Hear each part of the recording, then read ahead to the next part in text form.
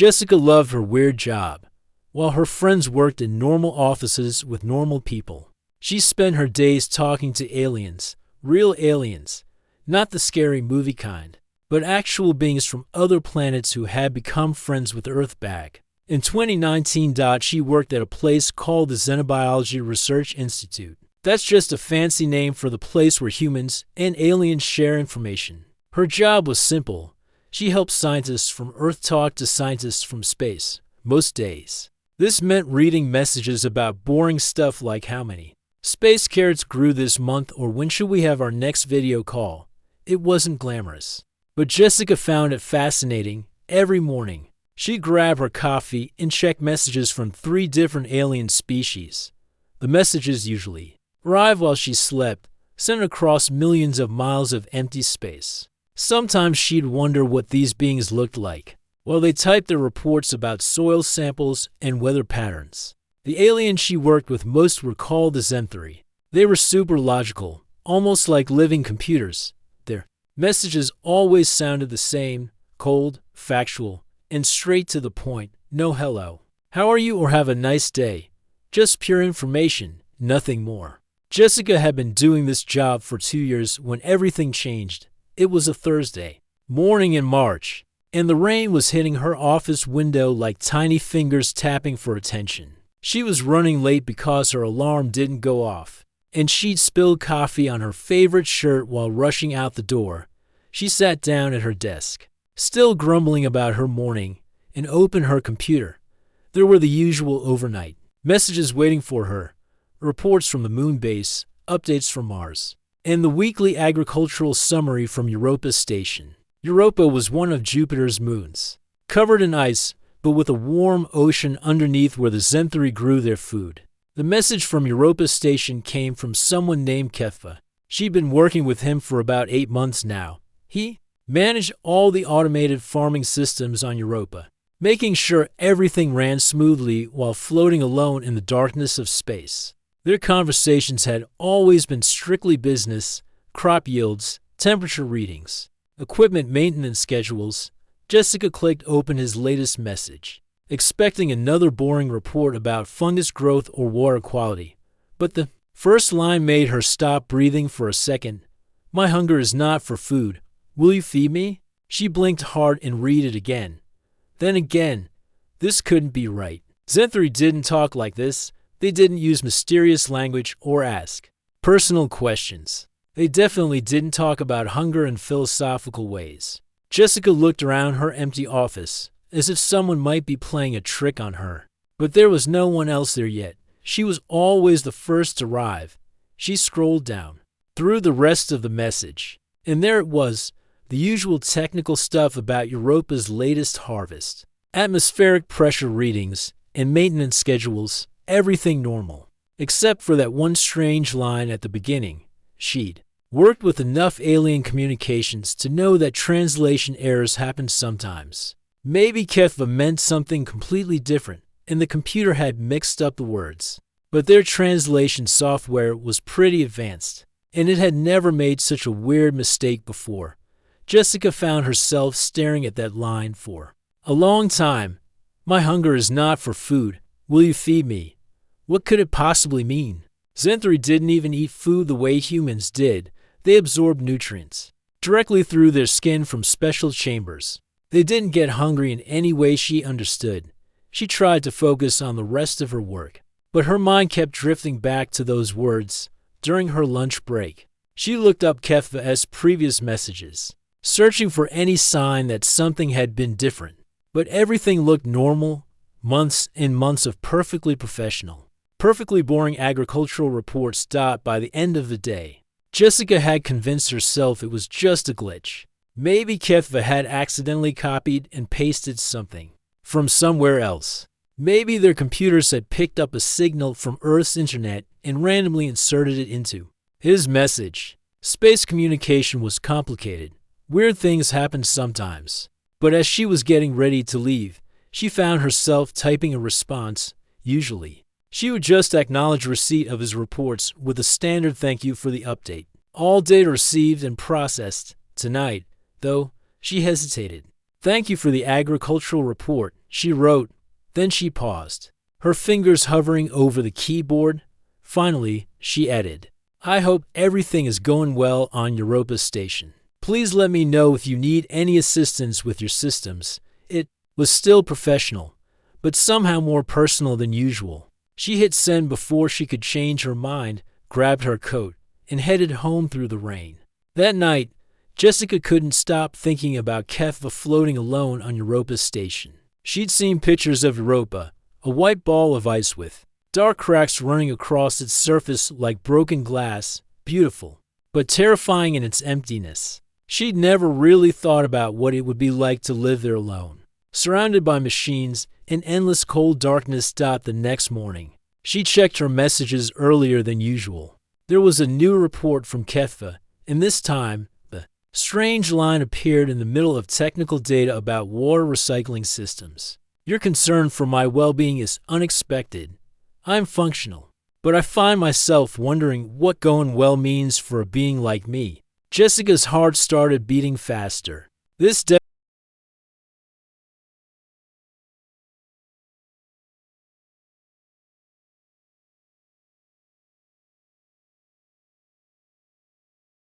Jessica couldn't concentrate on anything else for the rest of the week. Every time she tried to work on other projects, her mind wandered back to Kefva's strange message. She found herself checking her computer every few minutes, hoping for another message from Europa Station.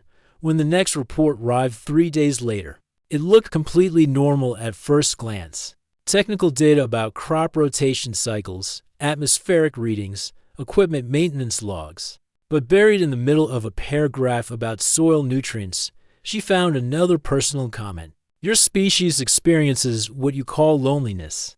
I believe I am learning this sensation. Jessica's hands started shaking slightly as she read those words. This wasn't just curiosity anymore. Kefva was reaching out to her, trying to understand something he was feeling, something his own species apparently didn't experience. She spent her entire lunch break researching everything she could find about Xanthri psychology. What she discovered made her feel both fascinated and sad. The Xanthri had evolved beyond individual emotions thousands of years ago. They lived in something called collective consciousness clusters, basically. They shared thoughts and feelings as a group, rather than experiencing them alone. But Kefva was alone on Europa Station. He had been there for 3 Earth years, managing automated systems while his people remained in deep space. No other Xanthri had ever been isolated for so long. Jessica realized she might be witnessing something that had never happened before in their species' history. That evening, she broke protocol for the first time. Instead of sending her usual professional response, she wrote something more personal. Loneliness is when you feel disconnected from others, even when you're surrounded by people. But it's also when you realize how much connections with others mean to you. I hope you don't have to feel lonely for much longer. She stared at the message for 10 minutes before sending it. She was definitely crossing a line. The Institute had strict rules about personal relationships with alien contacts. But something told her this was important, maybe more important than following rules. Kefva's next message arrived sooner than usual. Along with the standard agricultural report, he had written, Connection. Yes, I think this is what I am missing. The sustenance I require cannot be grown in our hydroponic gardens. Over the following weeks, their correspondence became a strange dance. Kefva would hide personal thoughts inside technical reports, and Jessica would respond with carefully worded messages that walked the line between professional and friendly. She learned that Kefva spent his days monitoring screens and adjusting automated systems. But during Europa's long nights, which lasted about 85 Earth hours, he would look out at the stars and feel what he could only describe as empty spaces inside my consciousness. Jessica began sharing small pieces of her own life. She told him about her morning coffee ritual, how she liked to watch the steam rise from her mug while the sun came up. She described the sound of rain on her apartment window, something Kefva found fascinating since Europa never had weather like Earth rain. He wrote back, Small drops of water falling from sky to ground. Your description makes me wish I could experience this phenomenon. Is it true that humans find the sound calming? Jessica smiled as she typed her response. Very calming. It's like nature's way of playing quiet music. Sometimes I open my windows just to listen to it. Weeks turned into months, and their friendship grew stronger. Kefva began asking questions that no human had ever thought to ask, like why humans cried when they were both sad and happy, or how it was possible to feel multiple emotions at the same time. Jessica found herself looking forward to his messages. More than anything else in her day, she started staying late at the office, crafting thoughtful responses to his questions about human nature. She shared stories about her childhood, her fears, her dreams for the future. In return, Kefva described Europa in ways his official reports never captured. He told her about the way Earth looked like a tiny blue star from his observation deck. He described the patterns that Jupiter's radiation created in Europa's ice, like abstract art painted by the universe itself. I have begun to understand why your species creates what you call art, he wrote one day. Yesterday, I observed a solar storm interacting with Jupiter's magnetic field. The lights it created served no functional purpose, yet I found myself unable to look away. I believe you would call this experience beautiful. Jessica realized she was witnessing something incredible. Kefva wasn't just learning about human emotions, he was developing emotions of his own. His isolation had awakened something that his species had evolved beyond, something they had traded away in their pursuit of perfect logic and efficiency. But as their friendship deepened, Jessica began to worry. What would happen if Kefva's people discovered what was happening to him? Would they understand? Or would they see his emotional development as some kind of problem that needed to be fixed? She tried not to think about it too much. Instead, she focused on their daily conversations, which had become the highlight of her routine. For the first time in her life, she felt like she was part of something truly meaningful, helping a being from another world discover what it meant to have feelings, to experience wonder.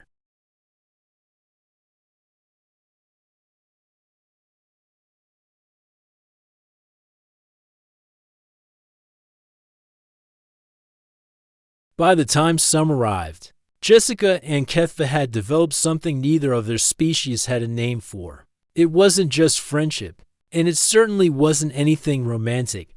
They were completely different life forms. After all, it was something deeper and stranger, to conscious beings helping each other understand what it meant to truly feel alive. Their conversations had evolved far beyond the simple question-and-answer format of the early days. Now they shared experiences, thoughts, and emotions across the vast emptiness of space. Jessica would describe the smell of fresh coffee in the morning, and Kefva would try to relate it to his own sensory experiences, the way recycled air tasted different after the filters were changed, or how the vibration of machinery created patterns he was learning to appreciate. One particularly difficult day, Jessica's father had a heart attack. She spent the entire day at the hospital, watching him lie unconscious in the intensive care unit, surrounded by machines that beeped and hummed like the ones Kefva worked with every day. When she finally got home that night, exhausted and emotionally drained, she found herself typing a message to Europa's station. "My father is very sick," she wrote. "He might not survive. I don't know how to handle the possibility of losing someone so important to me." She sent the message before she could think about whether it was appropriate. She needed to talk to someone who wouldn't give her empty reassurances, or tell her everything would be okay when it might not be. Kefva's response came faster than usual. "I do not fully understand the bond between human parents and offspring, but I sense this causes you great distress. Can you explain why the potential loss affects you so strongly? I wish to understand your pain." Over the next several days, as Jessica sat beside her father's hospital bed, she found herself having the most profound conversations of her life. With a being 390 million miles away, Kefva asked questions about human grief that no human had ever thought to ask. "Why do you continue to feel attachment to someone whose consciousness may cease?" he asked. "In my species, when an individual stops functioning, we simply integrate their knowledge into the collective and move forward. Jessica tried to explain how humans formed emotional bonds, how love made people more than just the sum of their knowledge and experiences. She described how her father had taught her to ride a bicycle, how he used to make pancakes shaped like animals when she was little, how he always knew exactly what to say when she was sad. These memories serve no functional purpose, Kefa observed, yet they seem to be the source of your greatest joy and your deepest pain. This is fascinating and troubling. As the weeks passed and her father slowly recovered, Jessica realized that Kefa was changing. His questions became more complex, more nuanced. He began describing his own experiences on Europa in ways that went far beyond simple observation. "Today I witnessed something remarkable," he wrote one morning. "A meteorite struck the ice surface approximately 2 kilometers from my station. The impact created a pattern of cracks that spread outward like the branches of your earth trees. I found myself staring at this pattern for 3.7 hours. Long after I should have returned to my duties, I believe you would call this experience awe." Jessica smiled as she read his message. Kefa was learning to feel wonder, to appreciate beauty for its own sake rather than for any practical purpose. She was watching the birth of something entirely new, a Zenthri with individual emotions. But the changes went deeper than simple aesthetic appreciation. Kefa began asking questions about human relationships, about friendship and love and the connections that made life meaningful. "You speak often of missing people when they are not present," he wrote. "I believe I am beginning to understand this sensation when our communications are delayed. I find myself experiencing what I can only describe as anticipation, eagerness. I look forward to your messages in a way that seems to serve no logical function." Jessica felt a warm feeling spread through her chest as she read those words. She was important to someone, not just as a colleague or a casual friend, but as a genuine connection that brought meaning to their existence. Their correspondence became more frequent, sometimes daily. Kefa would describe the way Jupiter looked during Europa's brief dawn periods, how the giant planets, storms created swirling patterns of color. That reminded him of Jessica's descriptions of Earth's sunsets. Jessica would share stories about her daily life, funny conversations with coworkers, the way her cat reacted to thunderstorms, her attempts to learn how to cook something other than frozen dinners. "I have been thinking about what you call laughter," Kefa wrote one day. "You describe it as a physical response to something unexpected or amusing. Today, while reviewing maintenance logs, I discovered that one of our automated systems had been documenting the daily activities of what appears to be a small ice formation that resembles your Earth penguins. The system has been filing detailed reports about this ice penguin for 47 days, treating it as a new life form. I found myself making a sound I have never made before, a rhythmic vocalization that served no communication purpose. I believe I may have experienced something similar to your laughter." Jessica burst out laughing when she read that message, imagining Kefa's confusion at his own reaction to the absurd situation. She wrote back immediately, sharing her own funny stories about work mix-ups and computer glitches. As autumn arrived on Earth, Jessica realized that her relationship with Kefa had become the most meaningful connection in her life. She looked forward to his messages more than dates, more than time with friends, more than anything else in her routine. She was helping someone discover what it meant to be truly alive, and in return, he was showing her aspects of consciousness and emotion that she had never considered. But deep in her heart, Jessica knew that something this special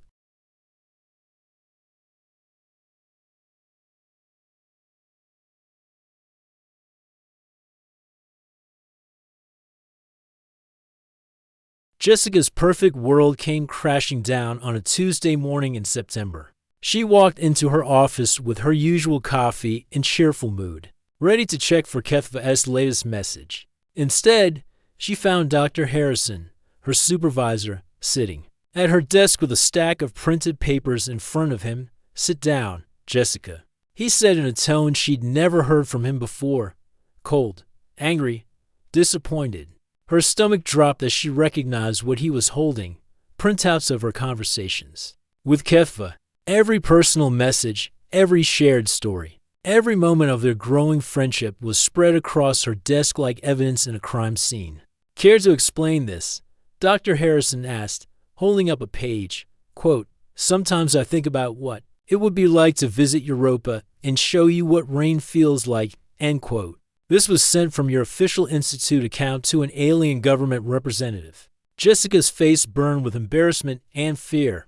I can explain. Can you? Dr. Harrison interrupted.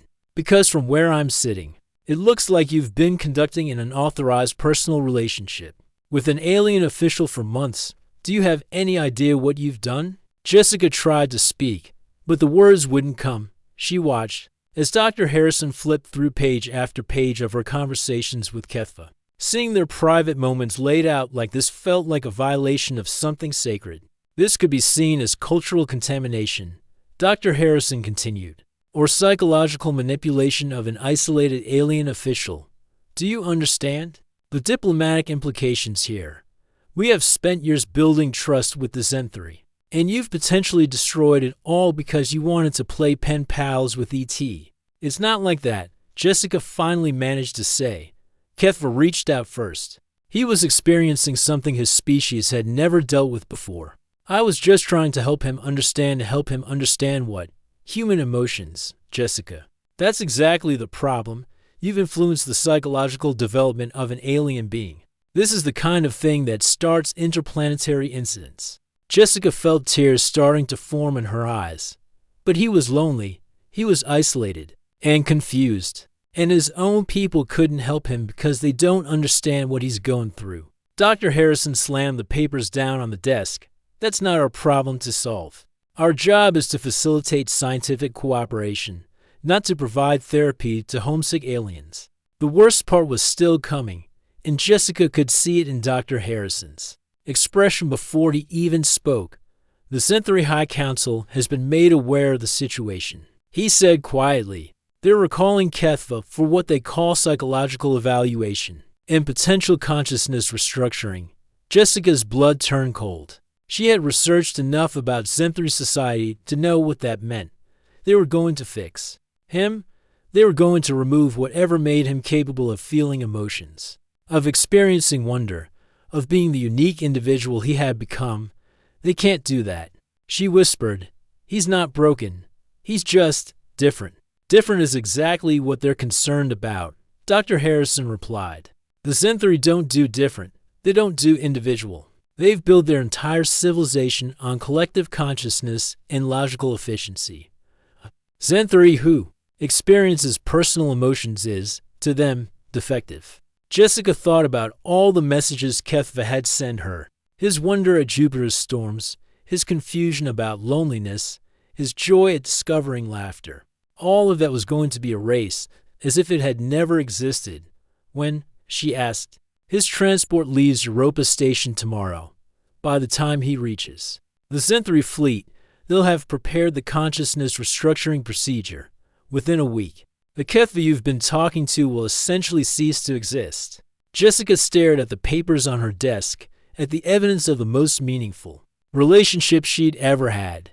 Tomorrow, Ketva would be taken away from Europa, from the place where he'd learned to feel wonder and loneliness and joy.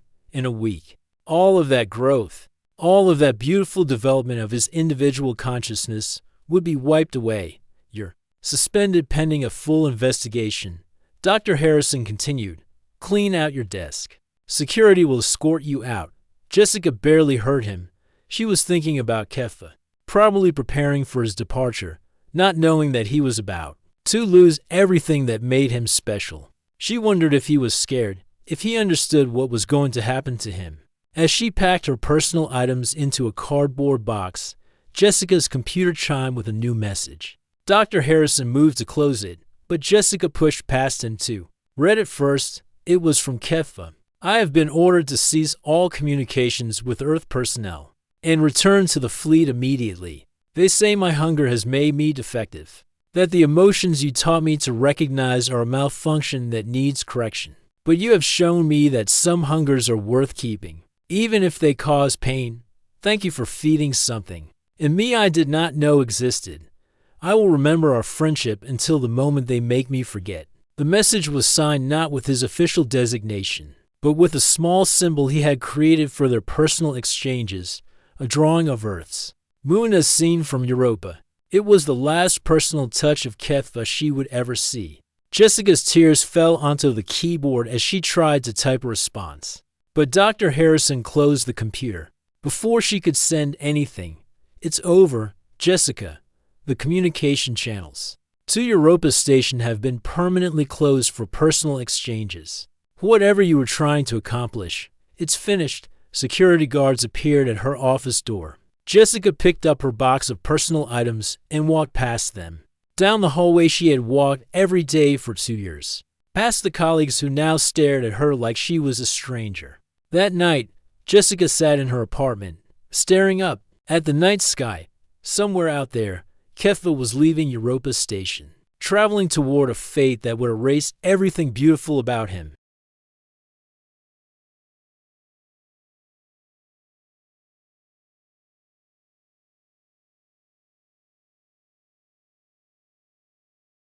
Three months passed like a gray fog.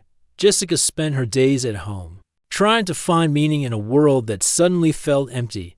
She applied for jobs, went through the motions of interviews, but her heart wasn't in anything. Every night, she would look up at the stars and wonder if Kethva even remembered her name, or if the consciousness restructuring had erased every trace of their friendship. The disciplinary hearings were brutal.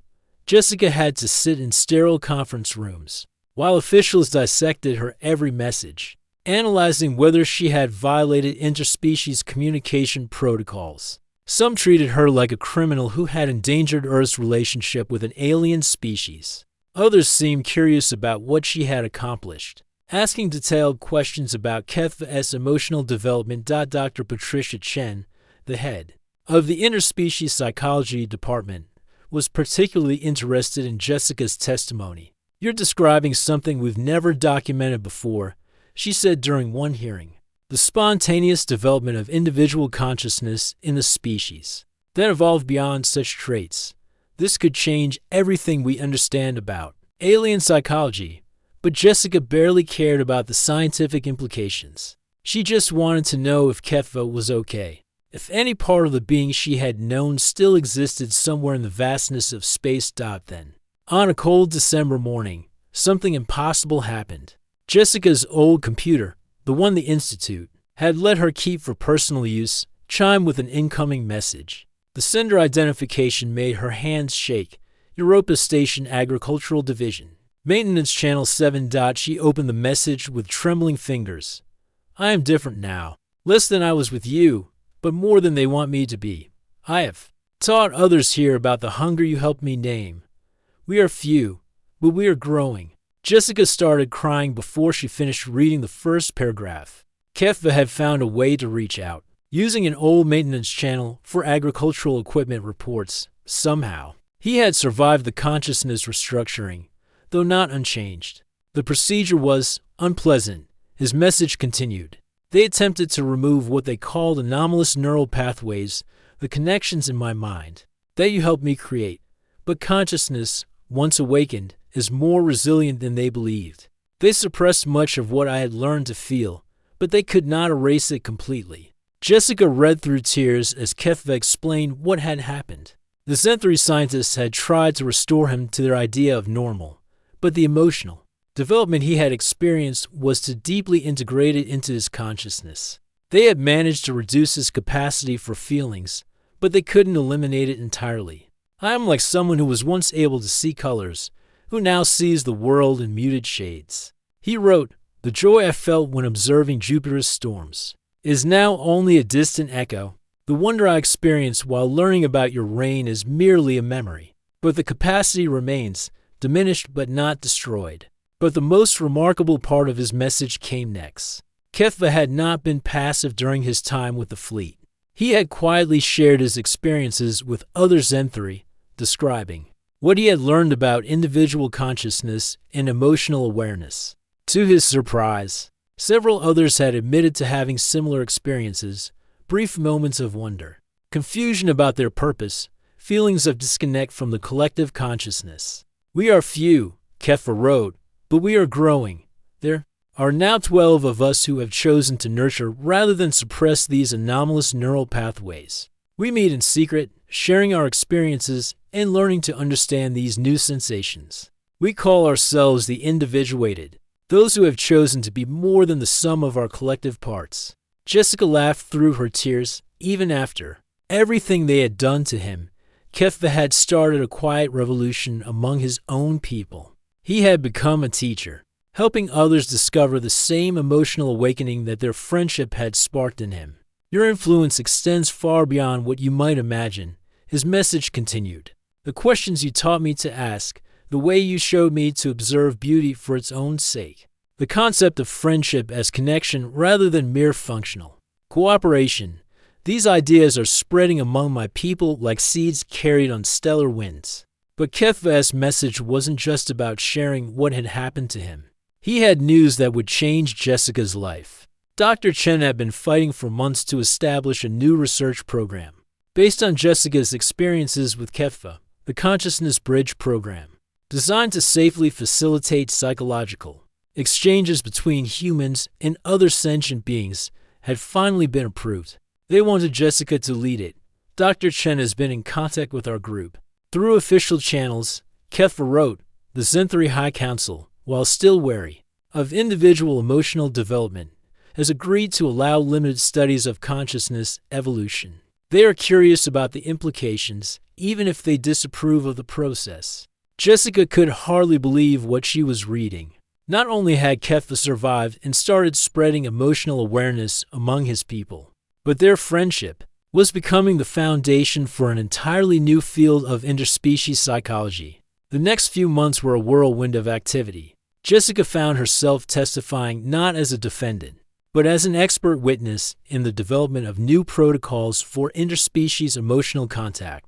Her experiences with Keffa became case studies. Her messages became training materials for future consciousness bridge specialists. She got a new office, larger than her old one, with a window that looked out at the sky. On her wall, she hung to items, a small drawing Keffa had once sent her, his moon symbol, representing Earth as seen from Europa, and a photograph of Europa taken by a space telescope. Every day, she would look up at that distant moon and smile, knowing that somewhere in the darkness between worlds, the hunger she had helped name was still being fed, one connection at a time. The program's first official exchange was with a young Zenthri scientist stationed on Titan, one of Saturn's moons. Jessica's hands shook slightly as she opened the first message. My hunger is not for food. Will you teach me what it means? Jessica smiled, remembering another message that had started with those same words months ago. She began typing her response, ready to help another being discover what it meant to feel wonder, to experience connection, to be beautifully, individually alive. Hello, she wrote. Let's start with something simple. Tell me what you see when you look up at the stars, and somewhere in the vast darkness of space, on a dozen different worlds and stations. Beings who had never felt emotions before were learning to experience joy, wonder, loneliness, and friendship